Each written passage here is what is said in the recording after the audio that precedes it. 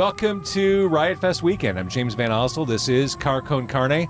Car Con Carne, presented by Alex Ross Art. Alex Ross, legendary comic book, graphic novel creator, and he has a pretty cool YouTube channel, and here's Alex to tell you about that. Hi, this is Alex Ross. I appreciate you guys supporting our YouTube, and we create new content every week. I hope you will continue to support us, and please subscribe. Car Con Carne, also sponsored by 90 Days in the 90s. It is an awesome book you should read about going back in time to the 90s here in Chicago. Darby, the lead character, jumps on the gray line, goes back in time, goes to see lots of cool bands. Which bands? Well, you got to read the book.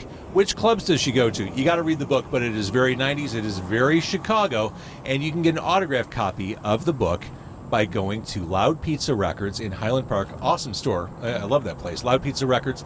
Get it signed on Sunday, October 1st, or get it wherever you buy books. Car Con Carne, also sponsored by Easy Automation, easy-automation.net. If you're a homeowner, you're ready for a smart home. It's time. The pros at Easy Automation have more than 30 years of collective experience, and they will have a customized solution that is right for you. Get a quote. Doesn't hurt to do that, right? Go to easy-automation.net, easy-automation.net, or call 630-730-3728. Does this sound good? You always sound good. Thanks. And look, we look good. Here we are. And we have this entire space to ourselves, of course, because no one's going to be here for hours. Yep. It is Car Con Carne backstage at Riot Fest for day 3. I am joined by returning guest, wonderful artist, Josh Caterer of Smoking Popes. Thank you, James. Always a pleasure. So I roll up to Riot Fest, the media tent. You're the first person I see when I get here. Mm-hmm. We were surprisingly responsible today and showed up early for our load-in. Let the record show, I can't imagine you ever being irresponsible. Well, some members of the band are more responsible than others. That I can see. So you're the first person I saw. Yes.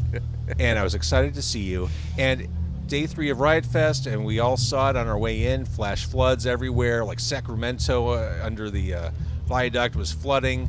Mm-hmm. It was bad news out there. So there's obviously a rain delay at Riot Fest. The first thing you told me when I saw you today was that we're not actually playing today. Actually, I found out about this that moment, like when we were standing there together. I received a text and read it only a few feet from you, where it says. Shit. Oh no! Sorry, I thought we weren't recording. Go ahead.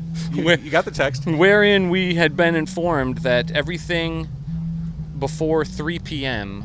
Was being canceled because they're pushing doors back to 3 because it did rain overnight and this morning, and the grounds are apparently muddy, and they're taking steps to dry that up. I saw them like putting down, was that wood chips or that orange stuff at carnivals?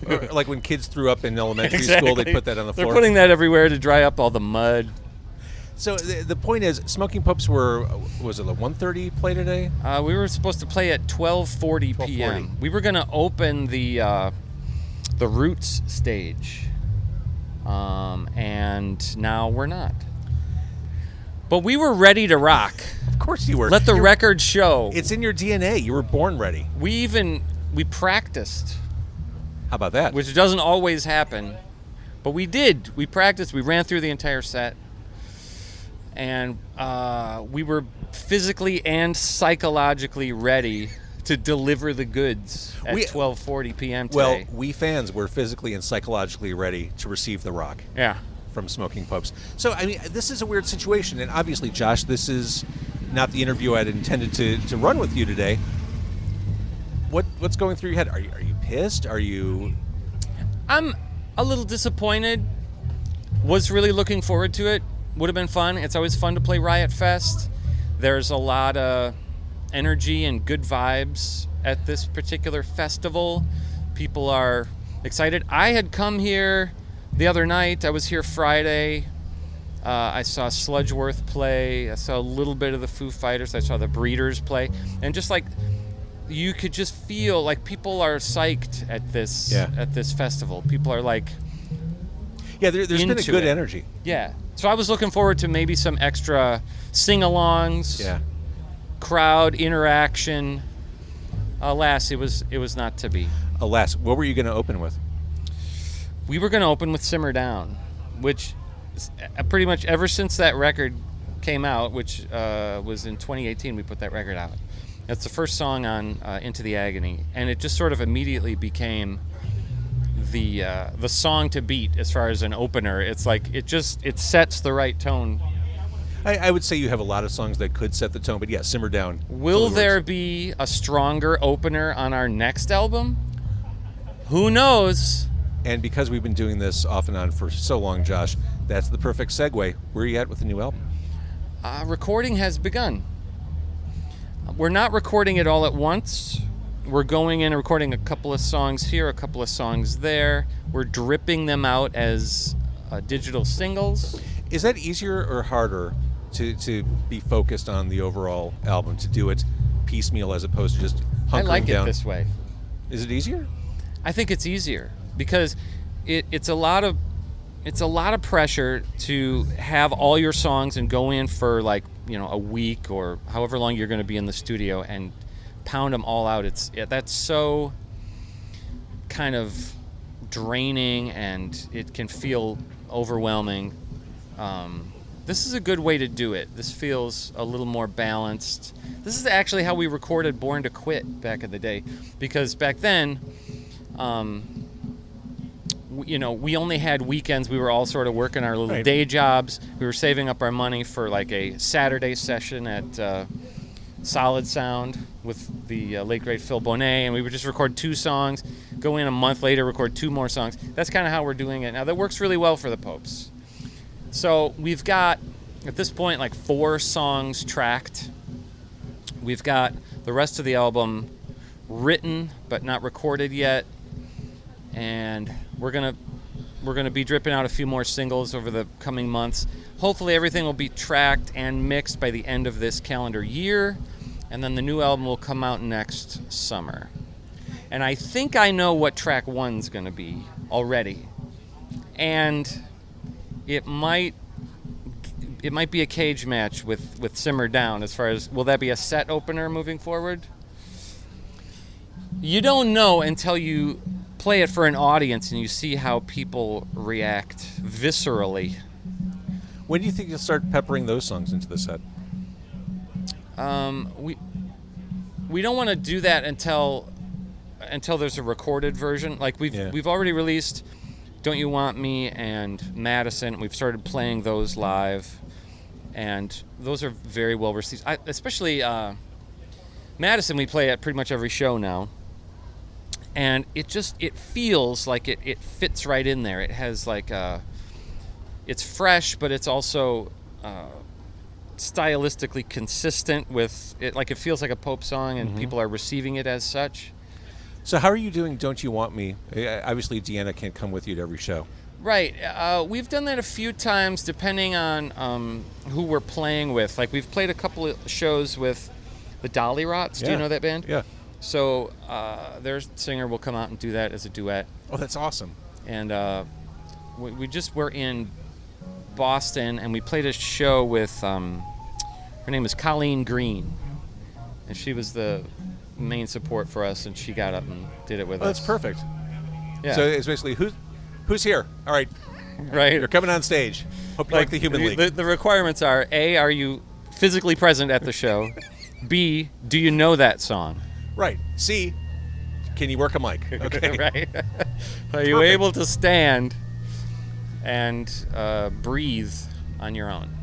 So I'm excited that you're releasing new stuff. It is an interesting mindset. I mean, you've put out albums your entire career, and this idea of dripping singles, this a la carte way of sharing music. I like this singles approach because it gives the individual songs a little more time in the spotlight.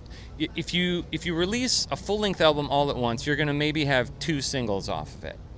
And those are the 2 songs that people are going to know. And there's going to be songs on the album that you didn't intend them to just be filler, but they're not going to get as much attention. Right. That makes sense. This is a way for each song to feel like it gets its due, so it doesn't feel like the redheaded stepchild. Let's take a huge step back album-wise. I ordered the vinyl version of Get Fired. Oh, yeah. I ordered it for pickup. I don't know what I was thinking. Instead of having it mailed to my house, I said, no, I'll pick it up. That seems like... Where are you picking it up? I don't know. Anxious and Angry. They've got a headquarters somewhere. I don't know. Did that save you a lot of money doing it that way? I don't know why I selected that. Okay. But at some point, I'm going to pick it up, and I'm going to enjoy having that on vinyl. And so you're going to meet the Anxious and Angry crew? Apparently so. Ryan from Off With Our Heads is going to personally hand it to you? I guess. I'll be going to some coach house on the northwest side. That'll be fun. Yeah. Tell Ryan I said hello when you're there. I will. I guess I need to follow up. Because are they ready now? We have them. Yeah. I guess I should follow up. Hey, when do you want me to I could have brought you one today. When you want me to come over, yeah, I should do that. So, I mean, the obvious question... I appreciate that you ordered that and paid for it. You're not taking full advantage of the perks that are available to you because of your icon status. I don't like to virtue signal, but I try when I can to buy band stuff. I feel like, is this my imagination, or did something shift in the COVID era where people stopped asking to be put on the guest list as much? Yeah. People stopped asking for free swag as much because everybody's like, bands need our support. I think that's absolutely I'll what give happens. you my $20 or $30 to do whatever, because we need to be supporting each other in that way. Well, not only did that happen, and did you not imagine that, there were people posting throughout COVID saying, hey, if you want to support an artist, buy their fucking merch. Yeah, right. Those messages were all over social media. Exactly. And so I'm happy to do it. But speaking of Get Fired, you've done the vinyl release of Destination Failure. You did the vinyl release of Get Fired. Where does Born to Quit fall in line? Yeah, right, because 2024 is the 30th anniversary of the original release. That's when it came out on Johann's Face. It was re-released by Capitol in 95. Do we consider this a 2-year anniversary? I don't know. But we are going to do something. We have plans in the works. I don't know if I'm at liberty to discuss. Can we talk when the mics are off? Yeah. Okay. But I think I could say we will have something we will have an offering. Presented for your approval. It is our Smoking Popes offering. Although it's hard for us to get the rights to Born to Quit because that was on Capitol. Right. A lot of that is tied up in contractual stuff. We can't just re-release Born to Quit whenever we want. So we have to come up with something else, something special, something uniquely our own that we think you're going to like. Okay. I can't wait to hear more. I can't wait for people to hear more. I feel the same way. That's awesome. All right, so Josh, it's a drag that we don't get to see you play at Riot Fest, but it's always a pleasure talking to you, and I know the Smoking Popes are never far away, and we'll have more opportunities. I think people will be relieved because what they were really worried about is their set is canceled, but will we still get the Car Con Carne episode Right. that we were hoping for out of it? And the answer is a resounding yes. Well, I think what people were really concerned about was rocking so impossibly hard. Hey, there's my wife, Steph. Can we get her in on this? Come here, Steph. Does she want to be in on this? Yeah. I I want the viewing public and listening public to Steph. meet Steph Caterer. There's the camera. Oh dear. Oh, dear. Here, lean in, yeah. She's just not ready. Hey people. Here, say hello. Hey. Riot Fest sucks. Yeah, I guess now would be an appropriate time to use the tagline, Riot Fest sucks. Right. Riot Fest. We do. We do. But what I was saying was, I think people were less concerned about the Car Con Carne episode than they were about rocking so impossibly hard that they would have no gas left in the tank for AFI and The Cure. Well, I think The Cure is a good band to see after you've been exhausted during the day. And then you feel like laying down. You're not laying down here today. But instead, Yeah. you go see The Cure. And there's ennui, there's melancholy, there's a collective sadness. I think we just crested a new barrier on Car Con Carne. That may be the first time ennui was used on this podcast. Almost 900 episodes in. Thank you. I've been part of a lot of firsts You on have. this podcast. You absolutely and have. this is one of them, the use of the word ennui. I think you were the first music guest. I was, because I'll never forget how kind of freaked out you were at the suggestion, because I was like, should I bring my guitar and do a song? And you were like, I wasn't freaked out. I just didn't know how to make it work. You were like, I guess we could try to make that work. I'll bring an extra microphone and point it at your guitar. I don't know, it might sound terrible. This was like 8 years ago. Like Yeah. technology wasn't as good as it was today, and logistically I had a hard time. It was, if memory serves, it was in the parking lot of the Texan restaurant in Algonquin. It was. That was your pick. Yeah. Uh-huh. And I was recording everything on my phone because, again, there are literally one or two options for streaming cameras in 2023. Back then, maybe there was one, and I didn't have one. Right. But the point We've been through a lot together, James. we have. I used to work at that radio station that played you back in the day, too. I know. You've worked at a couple of radio stations that have played us back in the day. Very true. A couple of 2-3 of them, I think. Couple 2-3. All right. Well, give my best to the rest of the band. I'm sorry that I didn't get to see them, and now I won't. Sorry, you keep trying to end this interview, Well, and I'm like, I'm just trying to prolong it because, this is all I have. I can't play a set today. This is it. So I want all my rock energy to be channeled into this podcast episode. Yeah, you're channeling, and you're being tight and focused. Yeah. Leave them wanting more. That's Showbiz 101. Hello, Chicago! I can only do this here. I can't do this out there. Right. Are you guys ready for Need You Around? Who wants to hear Megan? Right. You can't do that. I'm sorry. Ah, But I love you. The city loves you. Riot Fest loves you. the feeling is mutual. Mother Nature hates your guts. Well, it's starting to... The sun's popping out now. Well, Man. yes. I know. It's too late. And of course, walking here through the fields, totally damp, totally muddy. I chose to wear canvas shoes today. Poor idea. That was a bad choice. but Today's a it's- boots day, for sure. It's not the first bad choice you've made in life, and it won't be the last, Thank you. God willing. All right, Josh Caterer, we will see you soon Thank you, James. on stage where you belong. For now, we can just imagine what could have been. We'll always have the press tent Right. when we were literally the only people in here besides the cleanup We crew. literally were. Help yourself to a Red Bull. There's a bucket of them. Will do. Yeah. We love you all! Is that how you would have ended? That's how Ozzy would have ended it. How would you have ended? Would you have closed with "I Know You Love Me" or "Need You Around"? Do you want to know what the set was going to be? Yeah. Okay, this is a Carcon County exclusive. Simmer down. Let's Hear It for Love. No More Smiles.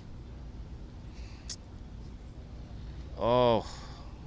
Then, I feel like that's the Gotta time. Know Right Now. There you go. Going old school. Then we were going to do the new song, Madison. Then we were going to do like a 3-song rock block to finish it up, which was going to be, A rock block. boom, boom, boom. Megan, Need You Around, I Know You Love Me. Hoping for some extended ending, crowd sing-along, I Know You Love Me. If things were going really well, I would have taken the guitar off and stage dive, crowd surfing. What could have Can been? you do that at 1 p.m.? I Sure don't you know. can. Absolutely. Not only can you, you should. I would have. Josh Caterer, thank you. Thank you, James.